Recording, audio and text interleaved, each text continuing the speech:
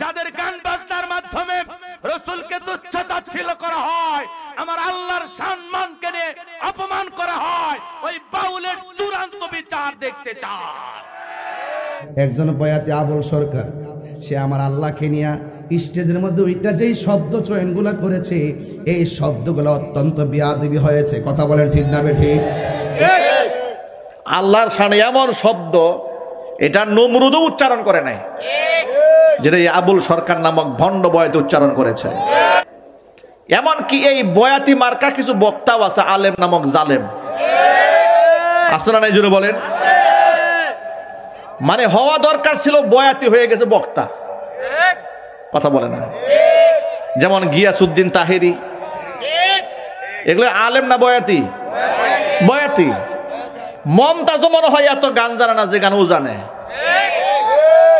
এবার আলাউদ্দিন জিলাপি খালের মধ্যে নামাইছে। হ্যাঁ, বাউলদের যে বক্তব্যের কারণে মামলা হয়েছে, সেই বক্তব্যটা ঘৃণিত, প্রত্যাখ্যাত এবং এটা অবশ্যই প্রতিবাদযোগ্য। ভণ্ড আবুল সরকার বাউল, এই বাউল নামের ফাউল জাহান্নামের কুত্তাটা বাংলাদেশের একজন বাউল শিল্পী আবুল সরকার, উনি একটা ভুল করছে, ভুলের জন্য তওবা আছে। কি আছে? উনি তওবা করছে। আল্লাহ রাব্বুল আলামিনের শানেরও খেলাফ। আল্লাহর যে মর্যাদা, আল্লাহর যে মাকাম, আল্লাহর যে বড়ত্ব, আল্লাহর যে শ্রেষ্ঠত্ব, তিনি যে মহান মালিক, তার এই অবস্থানেরও খেলাফ। বাংলাদেশে একজন বাউল শিল্পী দেখলাম আমার রব্বুল আলামিনকে নিয়ে কুটুক্তি করেছে। আমরা অনলাইনে দেখেছি তাকে গ্রেফতার করা হয়েছে। হ্যাঁ, একজন আল্লাহকে নিয়ে কুটুক্তি করে গ্রেফতার তো হবে, সাথে এটাও গ্রেফতার করতে হবে যারা।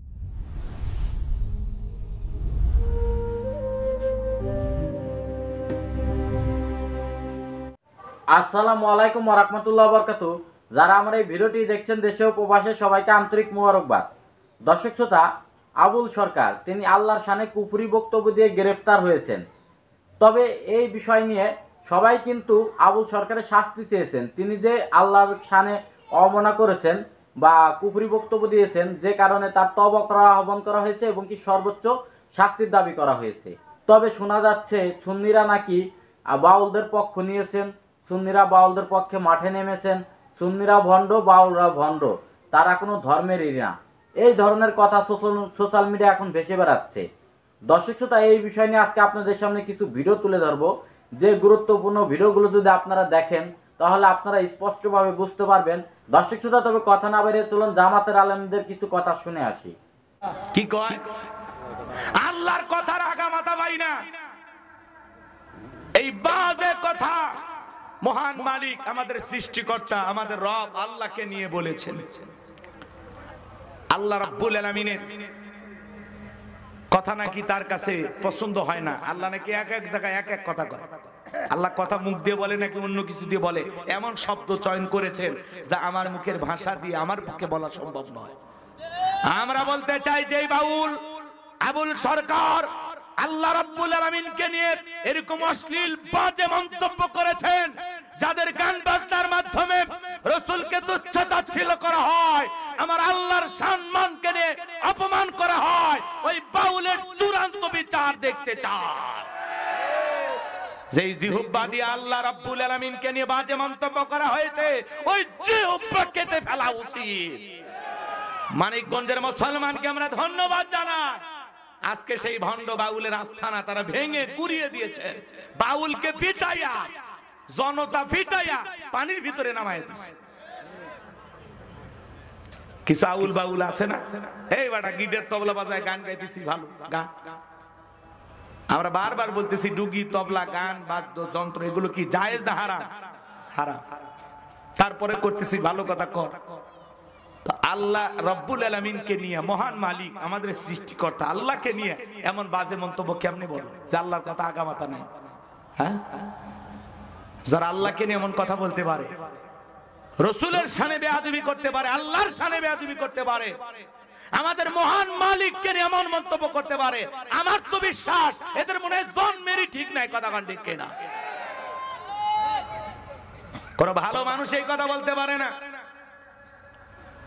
উন্মাদ পাগল গাঁজা খাইয়া নারী পুরুষ একত্রে হইয়া উল্টা পাল্টা জিকির করে। এই সমস্ত তার সেরা আউল পাউল এই কথা বলতে পারে, কথা বলে ঠিক কিনা? কয়পুরে যে গাঁজা খাইছে ওই দিন আল্লাহ ছাড়া কেউ জানে না। গাঁজা খাইয়া আল্লাহরে গালি দিতেছে, আল্লাহরে নিয়ে বাজে মন্তব্য করে। হ্যাঁ, 2 টাকার বাউল আউল ফাউল শিল্পী এরা আল্লাহরে নিয়ে গালি দেয়, রসুলকে নিয়ে গালি দেয়। আবার ওরা চ্যালেঞ্জ বলে, 1 কোটি টাকার চ্যালেঞ্জ, গান বাজনা জায়েজ। কি ভণ্ড চিন্তা করে।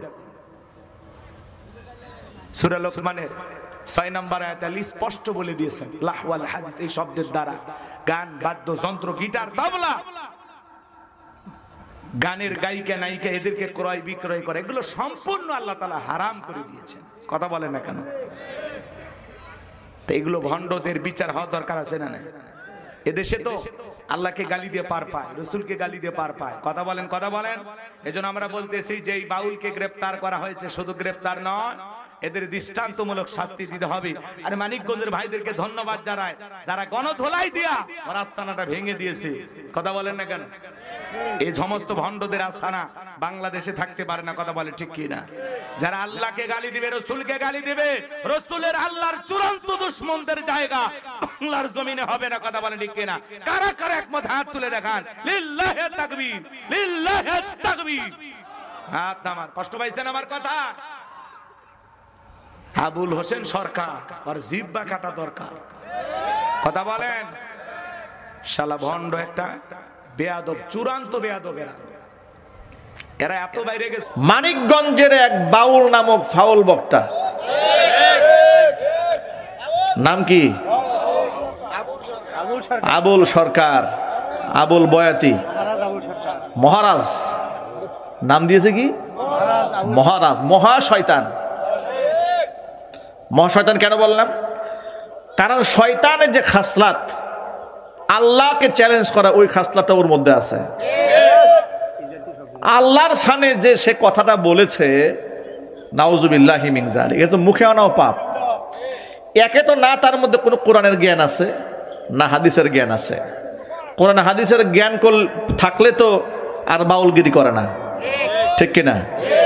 এলাকাবাসী বললো, একটা ভিডিও দেখলাম যে মাত্র 4 ক্লাস পর্যন্ত পড়েছে, এবার দারিদ্রতার কষাঘাতে লেখাপড়া করতে না পেরে বিভিন্ন জায়গায় বাড়ি বাড়ি ঘুরে ঘুরে গান শিখেছে।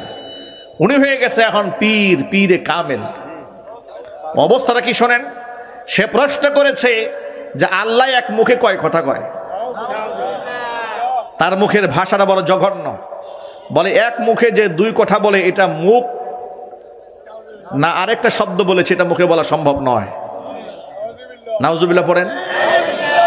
আল্লাহর শানে এমন গুস্তাখি আমার তো মনে হয় ফেরাউনও করে নাই। আল্লাহর শানে এমন শব্দ এটা নমরুদও উচ্চারণ করে নাই, যেটা এই আবুল সরকার নামক ভণ্ড বয়াতে উচ্চারণ করেছে। এরপরে সে যে অভিযোগগুলো করেছে, মিথ্যার উপরে আল্লাহর উপরে মিথ্যারোপ করেছে। যেমন প্রমাণ শুনে আপনাদেরকে সে বলেছে যে আল্লাহ নাকি বলেছেন যে আউয়ালু মা খালাকাল্লাহু নূরি।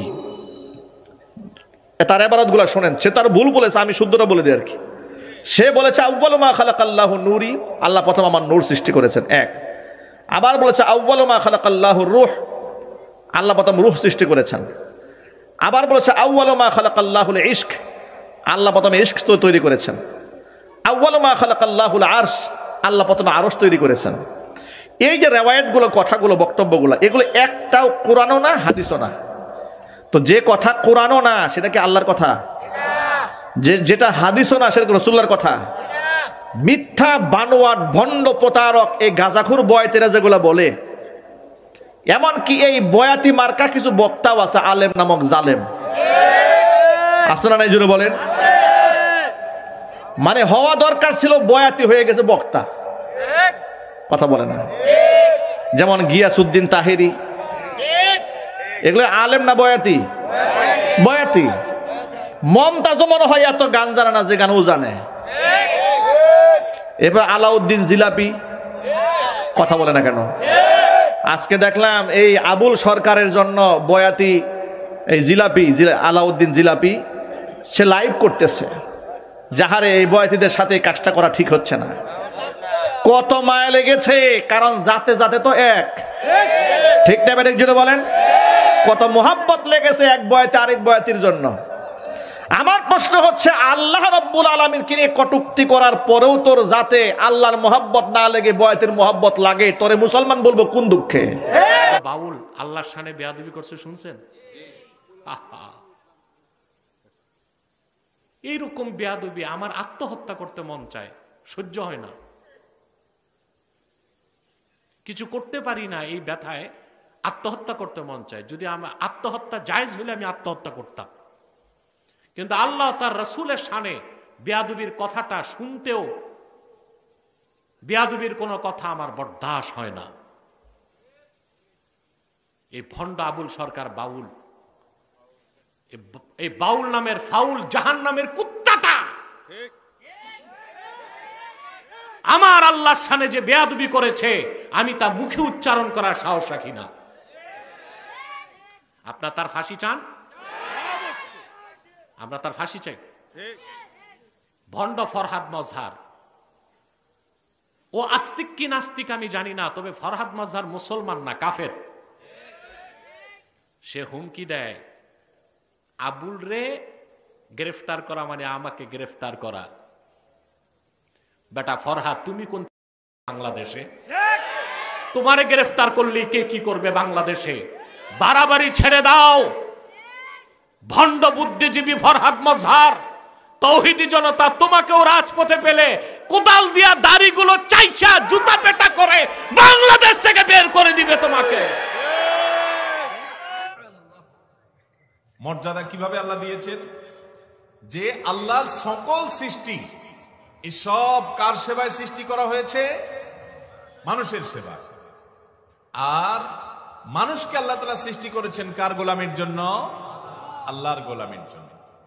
এখন আল্লাহর গোলামি ছেড়ে দিয়ে বা আল্লাহর গোলামির পাশাপাশি যদি আল্লাহর ক্ষুদ্রাতি ক্ষুদ্র কোন সৃষ্টির গোলামি মানুষ করে, তাহলে সেটা মানুষের জন্য অপমান, আল্লাহর শানেও, আল্লাহ রাব্বুল আলামিনের শানেরও খেলাফ।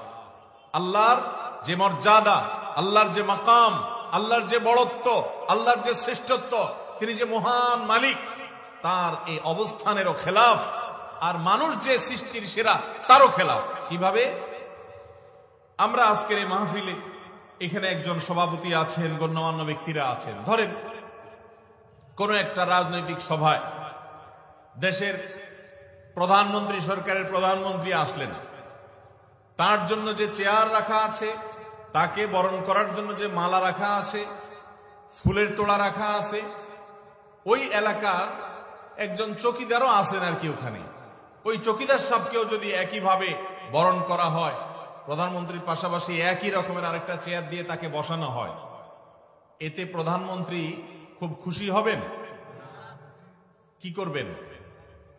শুধু নাখোশ হওয়া? তিনি এটাকে তার জন্য চরম অপমানের মনে করবেন, ঠিক না বেঠিক?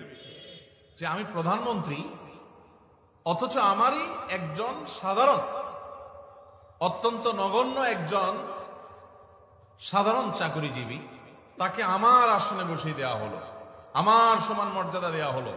এটা তার ইজ্জতে লাগবে কি লাগবে না? লাগবে।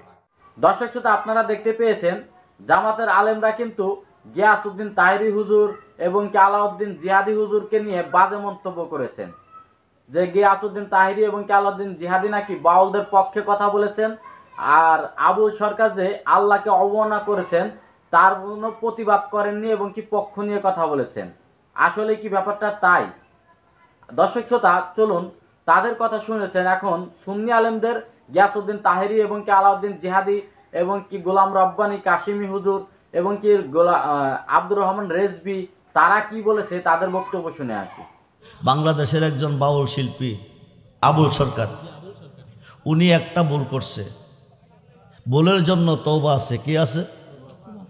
উনি তওবা করছে। ও তো মুসলমান। উনি কি? আরে কথা কই নাকি? মুসলমান। আর তাইবু হাবিবুল্লাহ, আল্লাহ বলছে বান্দা অপরাধ করে যদি আমার কাছে তওবা করে তার আমি বন্ধুরূপে গ্রহণ করি। গান একবার না কোটিবার জায়েজ, আবার কোটিবার না জায়েজ। যে গান শুনলে মুর্দা দিল জিন্দা হয়, যে গান শুনলে শান শুনলে অন্তরটা আল্লাহ রাসূলের প্রতি দাবিত হয়, আল্লাহর মোহব্বত অন্তরে পয়দা হয়, এই গানটা জায়েজ। আর যে গান শুনলে জিন্দা দিলটা মইরা যা, বালা মানুষটা পথভ্রষ্ট হয়ে যা, খারাপ পথে চলে যা, ওই গানটা কি না জায়েজ। বাংলাদেশের একজন বাউল শিল্পী আবুল সরকার, উনি একটা ভুল করছে, ভুলের জন্য তওবা আছে। কি আছে? উনি তওবা করছে, ও তো মুসলমান। উনি কি? আরে কথা কই নাকি? আর তাইবু হাবিবুল্লাহ। আল্লাহ বলছে বান্দা অপরাধ করে যদি আমার কাছে তওবা করে তার আমি বন্ধুরূপে গ্রহণ করি। সুবহানাল্লাহ বলে। উনি তওবা করার পরও ওনারে জেলে কই নিছে, জেলে নিছে। প্রশ্ন হইল বাড়ি ঘরও ভাঙ্গার জন্য গেছে। এখন উনি ভুল করলে, এক পাগল ছিল নুরা পাগলা। কি পাগলা? বিচারের মালিককে। আচ্ছা, মানুষকে কবরে গিয়া ভুল করে না থাইক্কা করে? আর কথা কয় নাকি? থাইক্কা করে। নুরা পাগলা যদি অপরাধ করে তাকে ভুল করে জিন্দা থাকতে করছে, তখন তারে বিচার করে নাকি রে? তখন বিচার করলে উনি ভুল পথে গেলে সংশোধন হয়ে যেত, ঠিক কিনা? উনি মরার পরে ওনারে কবর থেকে তুলে, হিন্দু মরলে আমরা দেখছি আগুনে পুড়ে। আরে কথা কর নাকি রে? হিন্দু মরলে কি করে?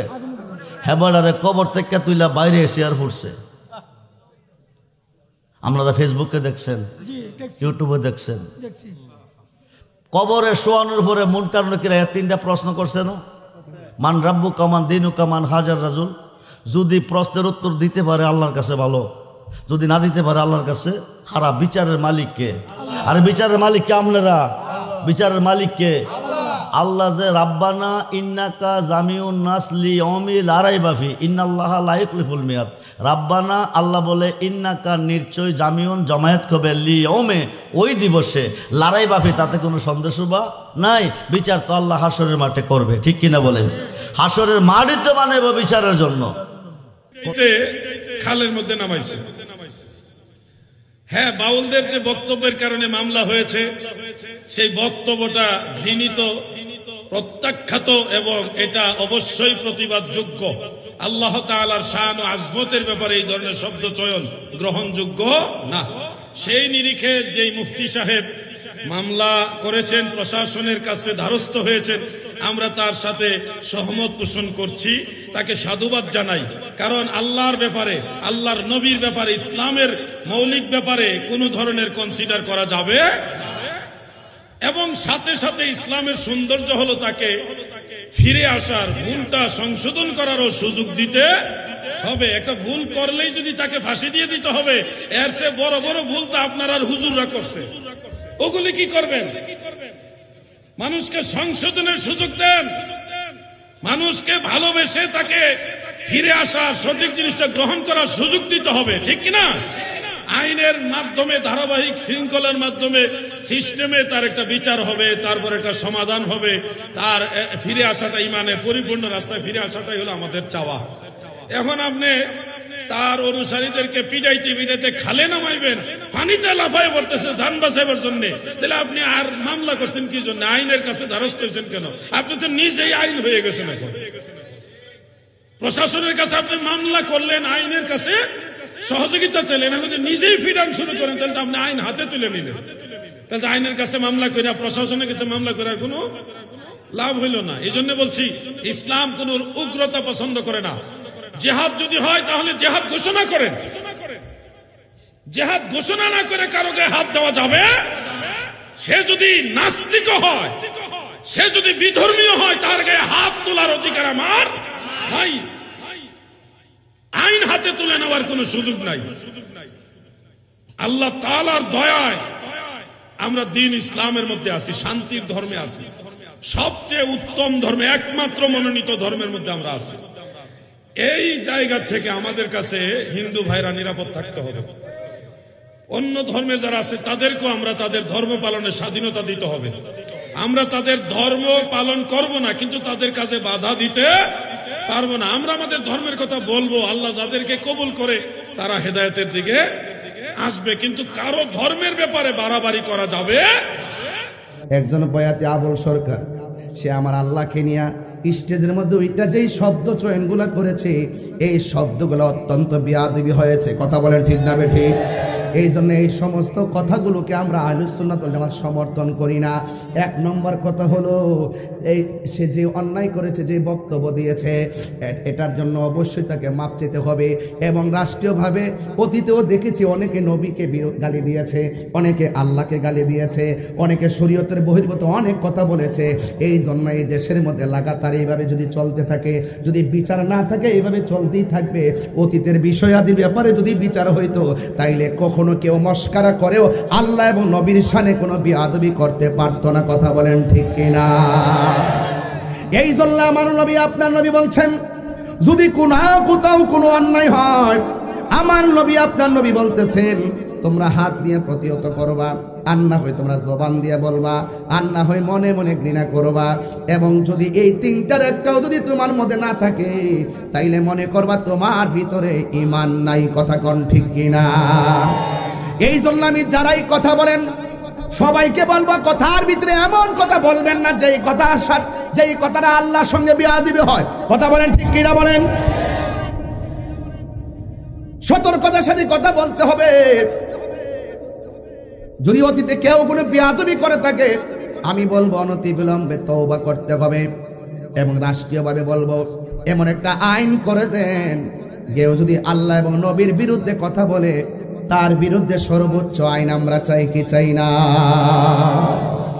সবাই সতর্ক হয়ে যান যারাই কথা বলবেন। অতীতে আমি দেখেছি অনেক বক্তারা পর্যন্ত আল্লাহর শানে কথা বলতে, মা খাদিজাতুল কুবরা রাদিয়াল্লাহু তাআলা আনহার কথা বলতে, অনেক আলেমরা পর্যন্ত এই স্টেজের মধ্যে বসে বসে রাসূলুল্লাহর বিরুদ্ধে মজা করে করে কথা বলে, বিয়াদবিমূলক কথা বলে, আল্লাহর বিরুদ্ধে কথা বলে, নবীর বিরুদ্ধে কথা বলে, আম্মা জান খাদিজার বিরুদ্ধে কথা বলে, আয়েশা সিদ্দিকার বিরুদ্ধে কথা বলে। অতীতে যদি এই বিচারগুলো করা হতো তাহলে নেক্সট আগামীতে কেউ একটা মন্দ বলা সহজ পেত না। বাংলাদেশে একজন বাউল শিল্পী দেখলাম আমার রব্বুল আলামিনকে নিয়ে কুড়ুক্তি করেছে। আমরা অনলাইনে দেখেছি তাকে গ্রেফতার করা হয়েছে। হ্যাঁ, একজন আল্লাহকে নিয়ে কুড়ুক্তি করে গ্রেফতার তো হবে, সাথে এটাও গ্রেফতার করতে হবে যারা রোজা এবং পূজাকে একসাথে তুলনা করেছে, এদেরকে গ্রেফতার করা প্রয়োজন। যারা নবীকে কাউবয় বলেছে এদেরকে গ্রেফতার করা প্রয়োজন। যারা নবীকে সাংবাদিক বলেছে এদেরকে গ্রেফতার করা প্রয়োজন। খুদা পকড়ে তো ছোড়া লে মুহাম্মদ, মুহাম্মদ পকড়ে তো ছোড়া কোই নেই सकता। আল্লাহ যদি গ্রেফতার করে, নবী আমার সুপারিশ করে করে পার করবে, কিন্তু নবীর সাথে গাদ্দারি করলে আন-নাবিয়্যু আওলা বিল মুমিনিনা মিন আনফুসিহিম। নবী হচ্ছে হাড়ে ধাক্কা লাগলে যেমন মানুষ বাঁচে না, হার্ট অ্যাটাক করে নবীর সাথে গাদ্দারি করলে ঈমান তার বাঁচবে না, কারণ ঈমানের বাড়ি হচ্ছে মদিনা। কথা বলো ঠিক না? এজন্য আমরা আজকের মাহফিল থেকে বলি, ঈমান যুবক, তোমাদের ঈমান কিন্তু হুমকির মুখে। কেন বললাম জানো? দিন কায়েমের মধুর স্বপন দেখালো যে ভাইয়েরা কবর থেকে লাশ পুড়িয়ে মন্দিরে দেয় পাহারা। কথা বলো ঠিক না? মাজার ভাঙ্গে রাও কারে না, দাদার বাড়ির প্রসাদ খায়, রোজা পূজা এক করে দেয়, ভোটের কাছে অসহায়। কথা বলো ঠিক না?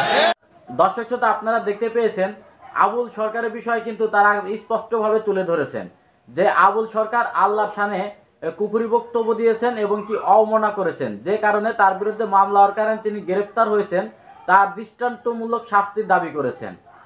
তবে প্রতিবাদ জানিয়েছে একটি জায়গায়, সেই জায়গাটি হচ্ছে যারা বাউল সমর্থক ছিল তারা মানববন্ধন করেছে মুক্তির দাবিতে, তাদের উপরে যে তৌহিদি জনতা হামলা করেছে সেই ব্যাপারটা কিন্তু তুলে ধরেছেন যে এটা কখনোই ইসলাম সমর্থন করে না, এবং কি আইন শৃঙ্খলা বাহিনী থাকতে আপনারা নিজের হাতে কেন আইন তুলে নেবেন, এই বিষয়টা কিন্তু ইসলামিক ভাবে কখনোই সমর্থন করবে না। এই বিষয়গুলোই তুলে ধরেছেন আলাউদ্দিন জিহাদি হুজুর।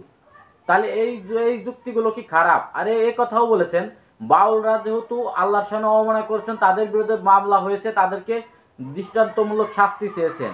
তাহলে যারা আলেম হয়ে আল্লাহ এবং কি নবীর শানে অবমাননা করে তাদেরকে শাস্তির দাবি জানিয়েছেন। এই কথাগুলো বলেছেন, তারা কোনো কিন্তু পক্ষ নিয়ে কথা বলেননি। দর্শক শ্রোতা, তবে আজকের এই ভিডিওটি এই পর্যন্ত। ভিডিওটি যদি ভালো লাগে অবশ্যই লাইক কমেন্ট শেয়ার করবেন এবং চ্যানেলটি সাবস্ক্রাইব করবেন। আল্লাহ হাফেজ।